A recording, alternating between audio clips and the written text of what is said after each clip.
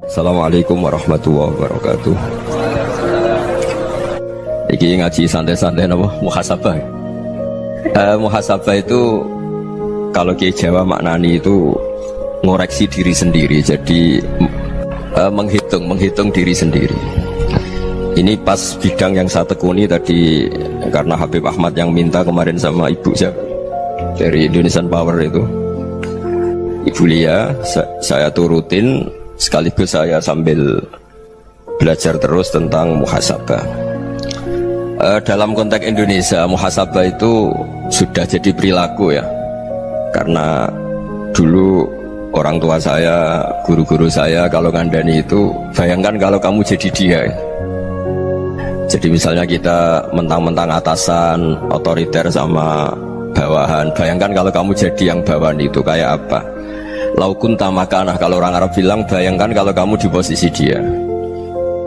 Makanya guyonannya orang-orang Indonesia itu kan orang ngaramkan judi gitu, bareng dikasih tahu, tapi yang menang anak jenengan, alhamdulillah.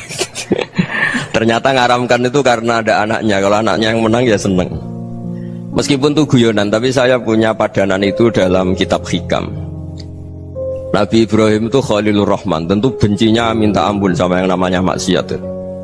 Suatu saat beliau diterbangkan di alam malakut. Itu kalau di hikam saya halaman 15 juga. Saya masih ingat betul. Mungkin kalau Anda beda halaman karena beda cetakan. Setelah diterbangkan di alam malakut, diperlihatkan sama Allah. Ada orang pezina, ada orang syaribul khomri, ada orang mabuk, ada orang macam-macam. Allah tanya sama Nabi Ibrahim, bagaimana pendapat kamu Ibrahim tentang mereka yang maksiat? Kata Nabi Ibrahim, ya Allah, habisi saja mereka. Mereka hidup di bumi engkau, makan rezeki engkau, kemudian mereka tidak taat sama engkau. Singkat cerita, di fase itu, saya ulang lagi, di fase itu Allah nurutin sampai sekian peristiwa, mungkin 3 atau 4. Sudah, setelah sekian tahun Nabi Ibrahim lupa peristiwa itu, kemudian beliau diminta menyembelih anaknya. Ini versi kitab hikam.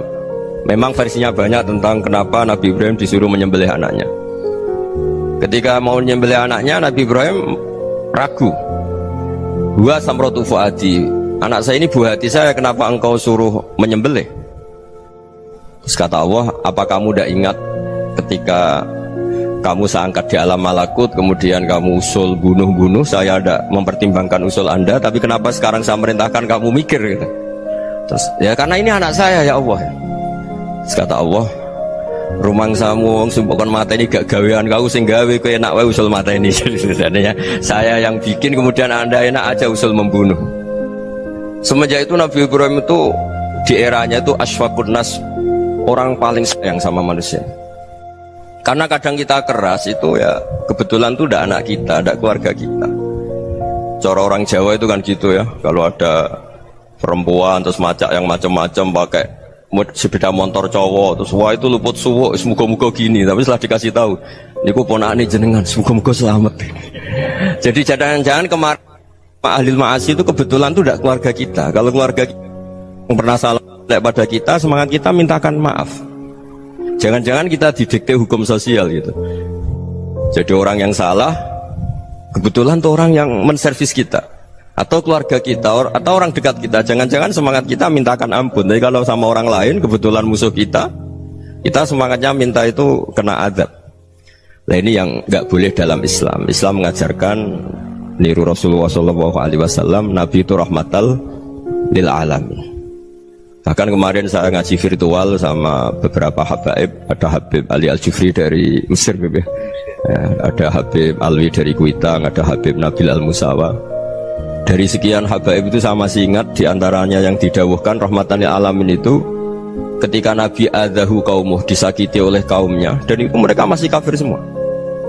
Itu mereka dapat doanya Nabi, Allah mahdi qaumi fa innahum la ya'lamun. Kayak apa baiknya Nabi, orang yang menyakiti, yang melukai, tapi Nabi masih berdoa, Allah mahdi qaumi fa innahum la ya'lamun. Sayyidina Umar dapat doanya Nabi itu yakhina kana kafiran, ketika masih kafir didoakan, Allahumma a'izzal Islam bi Umar. Itu ketika masih kafir. Itu pelajaran bagi kita bahwa yang sedang tidak cocok pun itu berdapat doa kita. Ya doa supaya kondisi kita baik, hari tambah baik. Karena agama ini Saya berkali-kali bilang limangka nayarjuwa wal yaumal akhir. Agama ini diperuntukkan bagi yang selalu punya harapan pada Allah Subhanahu wa taala. Saya cerita muhasabah ini tentang hubungan kita dengan Allah. Di Indonesia itu banyak orang fasik, banyak orang nakal. Ya di mana-mana orang nakal itu ya mayoritas, wa aksaruhum fasikun. Ini berkahnya harapan. Mungkin saya kira nakal sok benda, mungkin saya kira sholat sok ben sholat, mungkin sekarang belum sakhok, belum dermawan, suatu saat dermawan. Barokahnya itu kefasikan ini dianggap sementara, sedang fasik, sedang tidak benar. Karena kiai-kiai kita, para guru-guru kita, para habaib utamanya itu mesti bilang semoga husnul khotimah. Nah barokahnya doa itu semoga husnul khotimah itu menjadikan satu pola sosial. Yang sedang fasik ini masih diharapkan jadi lebih baik, jadi lebih, sehingga kita tidak ngambil sikap ekstrim, ya ingin menghabisi atau ingin mengadili, tidak, karena selalu kita punya harapan. Dan agama ini limangka nerjuwa wal yaumil akhir. Bayangkan itu kalau yang nakal itu anak kamu, pasti kamu nggak ingin kan langsung dapat azab, dapat apa. Padahal kita semua jadi tokoh ini abul kulli, bapak dari semuanya. Sehingga ketika Rasulullah SAW jalan-jalan kemudian melihat perempuan sedang menyalakan api. Kalau apinya mati ditiup, anaknya dijauhkan. Nanti kalau sudah jauh dari api, anaknya digendong lagi. Terus kata Rasulullah, matur ke semua sahabat, Ara'aitum anna hadhihi tarihatan waladaha 'alan nar. Apa kamu berpendapat bahwa perempuan ini akan melemparkan anaknya ke neraka? Tidak ya Rasulullah. Tidak akan seorang ibu melemparkan anaknya ke api. Terus kata Rasulullah, Allahu arhamu min hadhihi biwaladiha. Allah lebih rahman, lebih rahim dibanding orang tua ini kepada anaknya. Ini yang harus kita kenalkan terus, kita kampanyakan terus, supaya orang hubungannya dengan Allah itu nyaman, asik. Sehingga dengan demikian selalu ada harapan bahwa yang sedang nakal ini suatu saat tobat. Kita tidak boleh menghukumi pasti begini, pasti gini, itu tidak wilayah kita. Itu juga yang dicontohkan Rasulullah SAW. Secara lahir Nabi itu nggak berkenan sama Wahsy, karena Wahsy itu salahnya salah fatal, karena membunuh ahabban nasi ila Rasulillah, yaitu membunuh Sayyid Hamzah. Jadi ketika Wahsy tobat, Nabi itu terima tobatnya.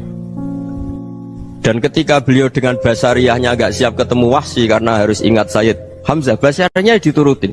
Oke kamu iman, saya turutin, tapi jangan sering ketemu saya, karena kalau ketemu kamu saya masih ingat sama paman saya Sayyid Hamzah. Kita bisa ngelola seperti itu. Kita tidak cocok sama orang, bagaimanapun mereka umatur Rasulullah SAW, kita tetap mencintai mereka. Misalnya kalau beda agama, mereka sama-sama orang Indonesia, kita mencintai mereka atas nama warga Indonesia.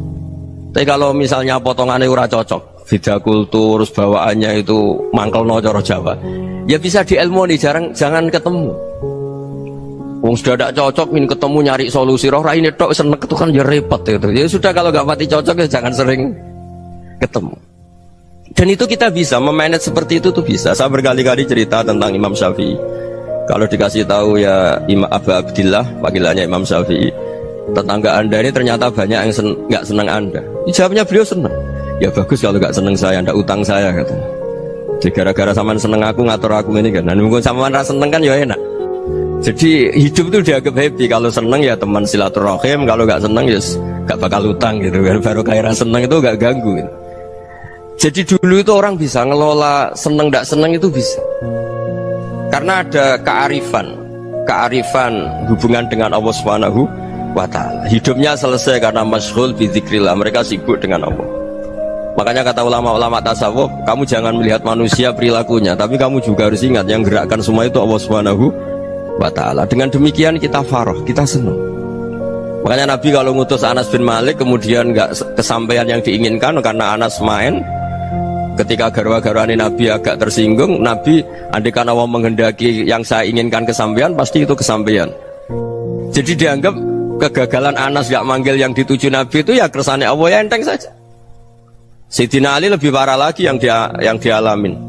Itu dalam beliau kalau dipanggil itu gak cepet-cepet ke sana. Ketika ditanya, kenapa kamu tak panggil gak cepet ke saya? Amin tu ukubatak, karena aku tahu kau orang baik itu pemaaf. Jadi makanya orang-orang soleh dulu itu bodoni itu. Makanya sekarang kalau ada orang bodoni itu mesti bidik orang soleh. Kalau orang-orang soleh itu kakean husnudzon lagi sering dibodonin. Abdullah bin Umar itu masyhur itu. Kalau ada budaknya sering sholat, sergap sholat itu dimerdekakan. Akhirnya nggak sholat pun pura-pura sholat. Akhirnya juga dimerdekakan. Ketika ditanya, kenapa engkau merdekakan? Padahal mereka sholatnya menipu engkau, kata pembisik-pembisik itu. Man khoda'ana lillah in khoda'na lah. Dia nipu atas nama Allah, berarti saat tertipu juga atas nama Allah. Gak masalah dong, semuanya demi Allah Subhanahu wa ta'ala. Jadi ketika kita ketemu mensifati Allah Ta'ala itu ghafir, Allah pemaaf. Jangan kamu nggak fair untuk diri kamu nyifati Allah ghafir, pada orang lain Allah kamu sifati syadidul iqab. Jadi Allah kamu atur, kayak MC tadi ngatur saya. Jadi Allah itu apa? Kalau pada saya ghafir, kalau pada musuh saya syadidul iqab. Nah, itu tidak fair. Kalau Anda punya harapan kepada Allah karena Allah Rahman Rahim, Allah ghafir, sebenarnya Allah pada musuh kita ya bisa saja Allah ghafir, bisa saja Allah Rahman. Sehingga kita melihat orang lain yang kita tidak cocok itu ya enteng saja. Itu min ummati Rasulillah sing tanaluhu syafa'atu, tanaluhu sa'atu rahmati, tanaluhu fair. Jangan dengan kita kayak mesti dapat rahmat. Jangan orang lain kayak Allah pasti syadidul iqab, itu tidak boleh. Sehingga ketika ada orang Badui, singkat cerita orang Badui ini kencing di masjid, semua sahabat membentak dia. Yang nggak bentak hanya Nabi tok. Saking mangkalnya orang ini karena semua sahabat bentak kecuali Nabi. Setelah dibenarin Nabi, terus Nabi nyuruh sobu ali dhanuban min ma'in. Setelah disucikan masjid itu, dia berdoa keras sekali. Allahumma arhamni wa Muhammadan wa la tarham ma'ana ahadan. Ya Allah, yang berhak dapat rahmatmu hanya saya dan Nabi Muhammad, yang lainnya jangan gitu. Karena yang lainnya tuh jengkelin, gitu aja saya salah dimarah-marahin gitu. Jadi kalau kamu doa terbatas ya kayak orang Bedui ini, kayak orang Arabi. Apa kata Nabi? Laqad tahajjarta wasi'an. Allah yang rahmatnya luas menjadi kamu sempitkan karena kamu mau atur Allah hanya rahman pada Indonesian Power, pada NU, pada kita, yang orang lain nggak perlu dapat. Itu kan kasihan Islam, karena Islam terus nggak dimiliki semua orang. Allah nggak dimiliki semua orang, Rasulullah nggak dimiliki semua orang, karena di NU, di ormas tertentu, di nggak boleh seperti itu. Nggak boleh takhasyar tawasian, kata Nabi, nggak boleh mempersempit zat yang rahmatnya itu luas. Ini semoga etika ini kita pakai di Indonesia. Yang sedang fase kita harapkan lebih baik, yang sedang nggak dapat hidayah kita doakan dapat apa? Hidayah. Masyhur kan, makanya tadi saya mohon sama Habib Ali supaya Habib Ahmad supaya tetap mahalul qiyam tabaruk sama Habib Ali. Di antara doa-doa di Simtud Duror masyhur itu antuqabilal mudhniba minnah bil ghufran wal musi'ah bil ihsan. Jadi harapannya para habaib, para orang-orang baik dulu ya, semoga yang dosa itu dimaafkan, yang sedang salah dibuka, bikin lebih baik. Nabi itu tugasnya juga gitu. Wastaghfir li dzambika walil mu'minina wal mu'minat. Nabi itu tugasnya juga memintakan ampun yang sedang salah. Nah ini cobalah jadi etika kita, muhasabah kita. Jadi muhasabah itu cara berpikir kita set, kita pikir ulang. Ternyata semangatnya seorang Nabi itu wastaghfir li dzambika walil mu'minun. Semangatnya itu memintakan ampun. Orang ahli tafsir tahu semua kalau Nabi itu tidak mungkin dosa. Jadi itu khitabun lin Nabi wa urida bihi ummatu, itu khitab Nabi, tapi yang dimaksud itu umatnya, karena Nabi tidak akan mengalami dzambun, tidak akan mengalami dosa. Sekarang enggak, kadang-kadang kita ini kalau orang lain salah itu semangat. Kalau di perusahaan ada teman salah, apalagi pimpinan salah itu seneng, barokahnya salah bisa ganti kan gitu.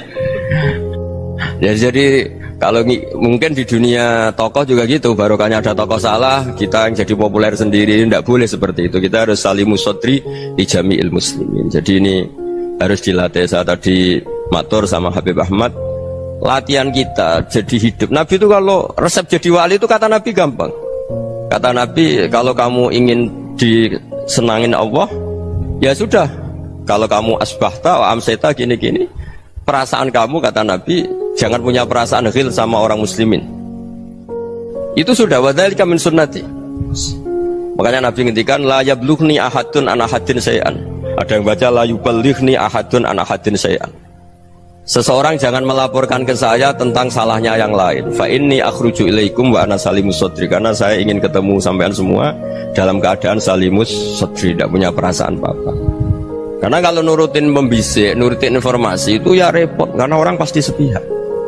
Ada kiai yang top datang ke kampung-kampung ning desa-desa, kata yang seneng itu punya akhlak. Wah itu bagus orang besar datang ke kampung-kampung. Kata yang nggak seneng, Oh itu jobnya kayak kecil kok diambil, itu kan ya kasihan itu kan sudut pandang. Makanya saya sering bilang akal kita ini cukup untuk mentasdik Rasulullah Shallallahu Alaihi Wasallam. Meskipun perasaan kita kadang orang Jawa itu beda. Saya berkali-kali bilang sama peneliti dari Jogja, kenapa sih Gus para nabi itu kok poligami istrinya banyak? Nabi Dawud katanya itu berapa? Nabi Sulaiman malah jumlahnya agak terbatas ini. Nabi Muhammad itu paling sedikit. Saya tanya gini, perempuan itu orang lemah, jadi kalau nolong orang satu gimana baik, kalau nolong orang dua ya lebih baik, ya sudah kira-kira seperti itu.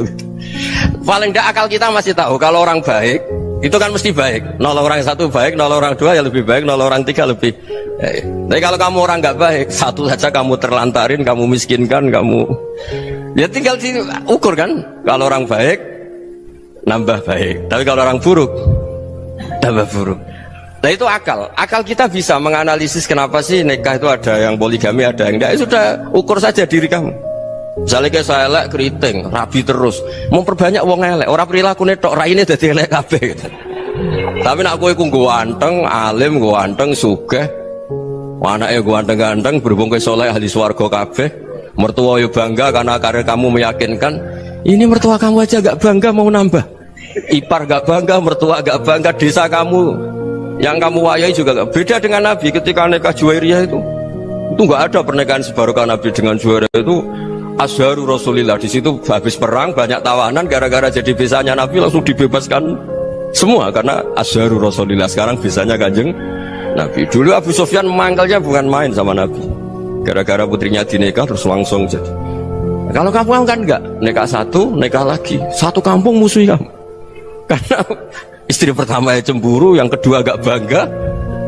Oh itu selesai itu di dunia wal akhirah. Maksud saya nganalisis Islam itu harus pakai akal, dan akal yang dipakai ini saya bawa ke kitab Ihya adalah pikiran-pikiran para ulama. Makanya ketika Imam Ghazali ketika ditanya fakaifa bi muslimin fasikin asawaha fi jami'i amri, kalau kalian ketemu orang fasik, orang Islam tapi fasik, perilakunya nggak ada yang benar. Kata Imam Ghazali jawabnya lucu, aneh. Mamin muslimin illa wa islamuhu ta'ah. Tidak ada orang Islam kecuali dia mau Islam, membenarkan Allah dan Rasul itu sudah taatnya dia. Kok kamu tidak bisa melihat taatnya dia? Dia pikirannya kan ini pemabuk, ini tukang apa. Tapi kata Imam Ghazali, sebenarnya kamu masih bisa berpikir positif. Mamin muslimin illa wa islamuhu ta'ah. Tidak ada seseorang Islam ketika dia milik Islam itu pasti ada taatnya, yaitu tasdik pada Allah dan tasdik kepada Rasulullah Shallallahu Alaihi Wasallam. Jadi dengan pola seperti itu, maka di antara guru-guru kita yang modern ya di era Mbah Maimun, di sini ada Habib Ahmad, Habib Salim, syair yang sering dibaca beliau adalah ada orang munajat sama Allah. Ini cerita munajat. Itu orang itu ngendikan gini, ana musnibun, ana mukhtiun, ana asi, huwa rahimun, huwa ghafirun, huwa afi. Ya Allah, saya mukhti, saya orang yang salah. Ana musnib, saya orang yang dosa. Ana asin, saya sering maksiat. Tapi engkau ya Allah, engkau ghafir, pemaaf. Engkau rahim, maha pengasih. Engkau afin, yang mudah memaafkan. Kata orang ini ya agak kurang ajar, tapi saking senengnya sama Allah. Qobal tuhunna salasatan bisalasat. Ya gini saja ya Allah, sifat engkau diadu dengan sifat saya. Engkau Tuhan, Gusti, nggak boleh kalah katanya.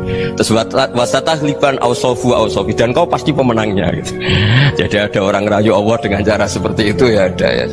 Saya ini manusia, salah saya banyak. Engkau ampunannya banyak. Engkau Tuhan, Gusti, nggak boleh ampunan Anda, ampunan engkau kalah dengan salah saya. Nggak boleh Tuhan kok kalah. Jadi untuk supaya orang punya harapan gitu. Banyak juga wali-wali yang jadab ketika datang ke makam Rasulullah SAW. Itu kalau dongo ya agak kacau sebetulnya, cara syariat agak kacau. Ya Allah, engkau punya dua pilihan. Jika engkau menjadikan saya soleh, surah habibuk, yang senang kekasihmu, yaitu Rasulullah SAW. Tapi jika engkau menjadikan saya fasik, surah adubuk, yang senang itu setan. Monggo jenengan mau menyenangkan kekasih jenengan, mau menyenangkan musuh jenengan, monggo jenengan bebas kok memilih. Mestinya Allah ya senang menyenangkan kekasihnya. Jadi ya, intinya Allah dipaksa untuk menjadikan dia orang soleh gitu. Jadi kayak kemarin itu Pak Bu siapa yang kesini itu, kuliah kesini itu sama Habib Ahmad. Saya pertama nggak mau, lama-lama Habib Ahmad. Ini gimana Gus? Orang taunya saya dekat jenengan, kalau gak kasil saya malu. Waduh, ini kayak doanya wali yang tadi. Gak punya pilihan, gak ada pilihan. Jadi saya mohon muhasabah itu dimulai cara berpikir. Makanya di sini sebetulnya tag ini supaya dapat barokahnya Ihya. Ini kitab yang disenangi para habaib, para ulama. Sebetulnya tag di muhasabah itu redaksinya gini ya, yang lengkap. Hasibu anfusakum qabla an tuhasabu wa zinuha qabla an tuzanu wa tahayya'u lil ardil akbar. Jadi ada kata wazinu, jadi ukur. Perilaku Anda ini diukur, ditakar. Misalnya kita sebagai suami kan ya punya hal-hal yang kita tidak ideal. Corong Jawa mesti pesek, cara rezeki ya pas-pasan ya. Dan kita juga kalau makanya agak boleh tanya istri begini, apa saat cinta pertama Anda? Pasti Anda kecewa. Orang jadi istri hanya korban terakhir gitu. Sudah. Karena orang kalau ngelamar kemana-mana gak jadi, yang jadi istri itu pasti korban terakhir gitu. Jarang istri pilihan pertama, jarang. Ayo semua yang nikah. Rata-rata itu pilihan Anda pertama Pak, dari sekian ditolak di mana-mana terus. Ya perempuan terakhir. Kamu juga korban terakhir gitu. Itu wali-wali dulu kalau ngandani kita itu sederhana. Antal ini masyhur diceritakan Habib Zain bin Semit dalam kitab Al-Manhajus Sawi. Antalam tajid min nafsika kullama turid. Fa kaifa turidu min ghairika kullama turid. Kamu yang ingin ideal saja, kamu tidak menemukan pada diri kamu untuk menjadi ideal. Kamu kan ingin ganteng, ingin punya uang banyak, ingin perilaku Anda sempurna. Anda saja yang punya keinginan tidak bisa mewujudkan keinginan Anda sendiri. Fakifa turidu min ghairika ma turid. Jadi antalam tajid min nafsika kullama turid. Fakifa turidu min ghairika kullama turid. Kamu yang punya keinginan saja. Misalnya saya ingin punya uang banyak, perilaku saya selalu benar, gak pernah salah. Loh, saya yang ingin saja dengan diri saya gak bisa untuk benar terus. Kok kamu berharap orang lain selalu benar? Jadi antalam tajid ya sama. Kalau kamu menuntut istri kamu itu ramah, neriman, apa kamu neriman sama wajah istri Anda gitu? Engkau ya pola neng dindi jajaki sana jajaki sini, kamu sendiri tidak tahu apa. Jadi itu nasihat yang luar biasa. Antalam tajid min nafsika kullama turid, fa kaifa turidu min ghairika kullama turid. Kamu mau menghormati semua orang? Tidak mau kan? Kemudian Anda berharap semua orang menghormati kamu. Kamu tidak ingin kan orang lain semua menghujat kamu. Sementara kamu enak aja menghujat orang lain. Makanya Rasulullah SAW luar biasa ketika bikin kaidah sosial. Apa la yu'minu ahadukum hatta yuhibba li akhihi ma yuhibbu li nafsi. Jadi kalau ukuran iman itu sederhana. Kalau sesuatu itu baik, nyaman bagi Anda ya bayangkan itu pada teman Anda. Misalnya Anda bangun tidur sudah acak-acakan, gak punya uang, utang jatuh tempo, kan gak ingin ketemu orang. Ya kamu jangan bertamu ke jenis ini, karena dengan kamu yang alami juga gak siap ketemu orang. Makanya ada Habib Alim itu dilapuri sama seseorang. Dulu teman saya itu ketika saya kaya itu sering main ke saya. Setelah saya miskin, mereka tidak main ke saya. Kata Habib itu bagus, sunnaul begitu itu bagus. Coba kalau kamu dulu kaya, teman kamu main kan kamu gaya, di rumah ada makanan, bisa hormat tamu. Setelah kamu miskin jadi buruh manol di pasar atau buruh bikin boto, teman kamu datang, malu enggak kamu? Mendingan enggak datang gitu. Akhirnya baru, oh ya alhamdulillah kalau gitu. Loh iya kan dulu teman kita datang, kita ada Alphard, istri cantik, rumah bagus. Lah kita miskin, buruhnya orang pas dibentak-bentak, teman kamu udah datang. Milih datang kamu enggak kalau setelah kamu jatuh? Enggak kan? Jadi barokahnya ilmu itu terus. Ya, tapi kadang-kadang orang tuh, wah setelah saya miskin teman-teman enggak kasih kesini. Ya kalau kamu sudah jatuh, teman-teman kamu situ jadi tontonan. Ya mulai sekarang cara berpikir itu dirubah. Dulu yang namanya kiai itu kalau diundang orang itu ya agak-agak senang. Semenjak saya itu agak rubah. Mengundang kiai, ngatur kiai itu tak haram-haramkan ya ada lumayan lah, sekarang itu sudah mulai agak beretika. Dulu itu ngundang tuh tanggalnya ditentukan, jamnya ditentukan, enggak mikir apa kiai saat itu nganggur, enggak. Punya wadifah, enggak. Dia milih tanggal yang dia nganggur, enggak mikir pas itu kiainya nganggur apa, enggak. Ya saya hanya cerita aja, kamu tersinggung ya monggo, boten ya monggo itu kan. Jadi saya mohon lah supaya tadi saya juga matur ke Habib Ahmad. Jadi untuk orang merasa ikut sunnah Rasul itu gampang sekali kata Sayyid Muhammad. Dulu Nabi berpakaian ala daerahnya. Kalau mikot ya pakai mikotu baladi. Karena Nabi orang Madinah dan beliau berdomisili di Madinah, ya misalnya mikotnya dari Bir Ali misalnya. Tapi kalau anda orang kawasan Tanim mau umrah ya dari Tanim. Misalnya kawasan Jirona ya dari Jirona. Artinya apa? Kamu ngambil mikot karena Nabi mikot misalnya dari Bir Ali, bukan berarti kamu harus seperti Nabi di Bir Ali. Kamu orang Mekah, misalnya kamu orang Tanim, orang ya harus dari mikot itu apa? Baladi. Sama, makanya di fikih-fikih itu kalau tahnik anak Nabi orang Arab, halawiyatnya kurma ya kurma. Kalau orang Jawa sedegan, semua podo-podo. Ya podo-podo manis. Jadi ini tabaruk sama Sayyid Muhammad, ini ada murid beliau Habib Ahmad sahabat ya, supaya orang itu merasa ikut Nabi itu gampang sekali. Ini saya baca ya di halaman tadi disaksikan Habib Ahmad 433 di kitab apa begini? Manhajus Salaf fi Fahmin Nusus. Itu kata Sayyid Muhammad, wa kanat sunnatu Rasulillah annahu yat'amu ma yajiduhu fi ardi wa yalbasu ma yajidu wa yarkabu ma yajidu mimma abahu Allah ta'ala. Faman istamala ma yajidu fi ardi fa huwa al-muttabi' lis-sunnah. Kama annahu hajjal baita min madinati. Faman hajjal baita min madinati nafsihi fa huwa al-muttabi' lis-sunnah. Wa illam takun hadhil madinatu tilka. Jadi intinya misalnya Nabi dulu itu ngasih sedekah kepada fakir miskin ya pakai dinar, dirham. Ya kalau orang misalnya sedekah pakai rupiah ya sudah ikut sunnah Nabi. Jangan lu Nabi pakai dinar loh, kamu kok pakai rupiah. Dulu dinarnya Nabi udah ada tulisannya Bank Indonesia, kamu ada tulisannya Bank. Ya tidak ada seperti itu. Ya jadi misalnya Nabi sedekah pakai tamar atau pakai al-aqid, ya kita pakai beras, pakai apa? Supaya orang tuh bahwa Rasulullah itu milik kafatal linnas, milik semuanya. Sehingga merasa ikut sunnah Nabi itu ya semuanya. Makanya dulu Mbah Mun kalau motivasi saya supaya bombong, kalau orang Jawa bilang bombong. Wong Jawa mesti ono wong alim. Beliau menyontohkan mas itu Mbah Fadol, Senori, Mbah Ihsan Jambes itu bisa ngarang-ngarang kitab luar biasa. Padahal beliau bukan orang Arab. Imam Sibawayh itu orang Persia, Imam Ghazali orang Tus itu juga ikut Persia. Kata Mbah Mun, wong sing ora Arab lah mesti untuk jatah alim kata beliau, karena Nabi itu diutus kafatal linnas. Nanti kalau orang yang alim itu Arab tok berarti tidak ada perwakilan dari Afrika, dari Asia Tenggara, dari mana-mana. Makanya karena Nabi statusnya itu kafatal linnas. Jadi kita harus bangga sebagai Muslim, sebagai orang Indonesia, karena misalnya Wali Kutub dulu terkenalnya hanya ada di Yaman, di mana. Ternyata pernah ada juga di Indonesia, dan seperti Habib Abu Bakar Segaf Gresik. Jadi ya artinya kan tetap orang Indonesia, meskipun beliau zuriyah Rasul kan ya sudah orang apa? Orang Indonesia. Zuriyahnya Habib Ali Simtuduror sekarang di Solo. Jadi Indonesia juga dapat alawin banyak, dari Sadatin al-Alawin juga banyak. Jadi saya mohon barokahnya ngaji seperti ini. Melihat orang lain tuh gampang, bayangkan tuh kalau anak kamu. Makanya Nabi nanti kalau nggak percaya lihat di Hikam nomor 15 di kitab saya itu. Di situ dijelaskan oleh Hikam, jangan-jangan semangat Anda pada orang yang maksiat, pada orang yang keliru supaya dihukum itu karena kebetulan itu udah anak Anda, itu udah keluarga Anda. Coba kalau itu keluarga Anda. Makanya kalau saya guyonan di Jogja itu ada pembantu mecahkan piring terus dimarahi majikannya, saya mesti guyon gitu, pasti itu pembantunya tidak cantik. Kok bisa Gus? Andai kan cantik dan kamu senang mecah no piring satu, piring saya raiso ngamuk.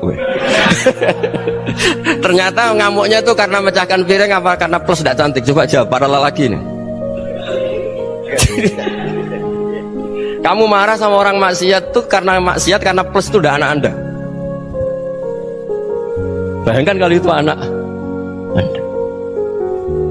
Itu hebatnya Rasulullah SAW, karena kita yang salah pun kadung umatnya, Nabi tetap ngasih fasilitas syafaati li ahlil kabair min ummati. Kayak apa baiknya Nabi? Nggak ikut maksiat tapi ikut fasilitasi ngasih syafaat. Loh kalau li ahlil ibadah kan wajar, Nabi ketika ini syafaati li ahlil kabair min ummati. Ya karena tadi logika yang dibangun Rasulullah itu logika yang luar biasa. Kita semangat orang lain kena hukuman itu karena kita tidak punya ra'fah, tidak punya rahmah. Coba kalau Rasulullah yang bil mu'minina ra'ufur Rahim. Semangatnya itu mendoakan supaya tobat, mendoakan diampuni. Dan itu juga yang diperintahkan oleh Allah Subhanahu wa taala, wastaghfir li dzambika walil mu'minina wal mu'minat. Ya semoga barokahnya ngaji ini, barokahnya Habib Ahmad, barokahnya Maulid Simtud Duror, barokahnya semua kitab Madaih, Tibak Barjanji semuanya, barokahnya Ikhya, barokahnya Said Muhammad, barokahnya guru kita semua, Mbah Maimun, bapak saya. Kita ini ngikuti manhaj, ya, ngikuti apa? Manhaj. Saya sering didhawuhi Mbah Mun, kenapa ihdinas siratal mustaqim bukan siratoka? Bukan jalan engkau ya Allah, karena Allah itu nggak bisa kamu tiru. Allah itu tidak tidur, tidak makan, tidak kesel, tidak capek. Yang bisa ditiru itu siratal ladzina an'amta alaihim. Yang bisa ditiru manusia ya niru manusia. Karena Allah itu tidak bisa ditiru, makanya ihdinas siratal mustaqim siratal ladzina. Dan niru siapa? Niru guru-guru kita. Termasuk niru cara pandang. Jadi misalnya ada orang awam di rumah itu hanya delok reng, delok tikus liwat, itu kan kayak nganggur. Ora tahajud malah mendelok reng. Melihatnya jangan gitu. Huwa tarokal ma'asiyah. Dia di rumahnya tidak dugem, tidak kemana-mana. Dia berarti malam itu tarkul ma'asi. Tidak nyopet, tidak garong, tidak ke tempat maksiat. Susahnya apa sih husnudzon? Jadi jangan lihat huwa tarkut tahajud, huwa tarokat tahajud, wa taroka qiyamal lail. Oke ya, namanya orang begitu ya tidak tahajud, tidak qiyamul lail. Tapi susahnya apa sih kamu bilang huwa tarokal ma'asiyah? Dia juga meninggalkan maksiat, dan tarkul maksiat itu ibadah. Supaya orang tuh gampang lah husnudzon sama orang muslim. Ini orang mukmin, orang yang luar biasa. Di mata Allah itu orang yang luar biasa. Kayak tadi Imam Ghazali, kalau saya ketemu orang muslim kemudian dia tidak pernah baik, gimana? Kata Imam Ghazali, ma min muslimin illa wa islamuhu ta'ah. Tidak ada orang Islam ketika dia mentasdihkan Allah dan Rasulullah, berarti dia juga punya taat. Ya ini latihan saja, sing iso nglakoni Habib Ahmad kula namung cerita mawon. Kula cerita secara akademik, saya punya kitab, saya baca, dan alhamdulillah kita paham barokahnya para guru. Dan supaya terbiasalah, sebaik-baiknya ibadah husnudzoni billah wa husnudzoni bil mu'minin. Soal tidak cocok ya diilmoni tadi ya, namanya nggak cocok ya jangan sering ketemu. Seperti Rasulullah SAW, beliau karena sangat mencintai Said Hamzah, ketemu orang yang pernah begitu sama Said Hamzah, ya beliau secara basyariah tidak siap. Tapi beliau secara cara bahasa sekarang, secara profesional, kalau beliau seorang nabi dan harus menerima tobatnya siapapun ya diterima. Saya meskipun dengan AB gak cocok karena dia begini-begini sama saya, tapi saya ingat dia sholat, dia baca sholawat, dia mencintai Rasulullah, ya kita hormat. Ya soal gak cocok ya di manage tadi ya, zuruhiban tasdadhuban. Kalau gak pati cocok ya jangan sering ketemu, bawaannya enak nanti. Jadi ya semuanya itu diilmoni lah. Makanya ngendikane Ma'ruf Al-Qurhi ada yang baca Al-Kharqi, mangqala fil yaumi salasa marrat wa marham ummata Muhammad kutiba minal abdal. Karena semangat mencintai siapapun satu hari sering baca marham ummata Muhammad wa ma asli ummata Muhammad wa ma tajawaz an ummati Muhammad, itu mesti kutiba minal abdal. Dia pasti termasuk wali abdal. Maksudnya semangat mencintai ya dilatih lah. Misalnya Indonesia Power atau PLN, andai kan tidak ada PLN itu kayak apa? Orang nggak bisa ngaji, tidak bisa aktivitas. Ya barokahnya ada PLN, barokahnya jasanya. Kita sadar, tidak semua kebaikan kita ini memenuhi keinginan orang banyak. Gitu. Orang banyak ingin listrik, ingin saluran apa, dan itu kadang yang mewujudkan orang lain atau kelompok lain.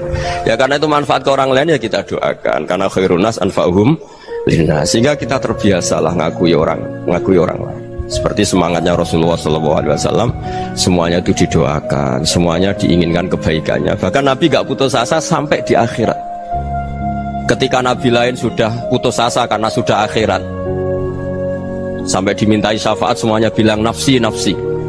Karena merasa semuanya gak punya nyali di depan Allah, karena ini sudah akhirat, sudah finish.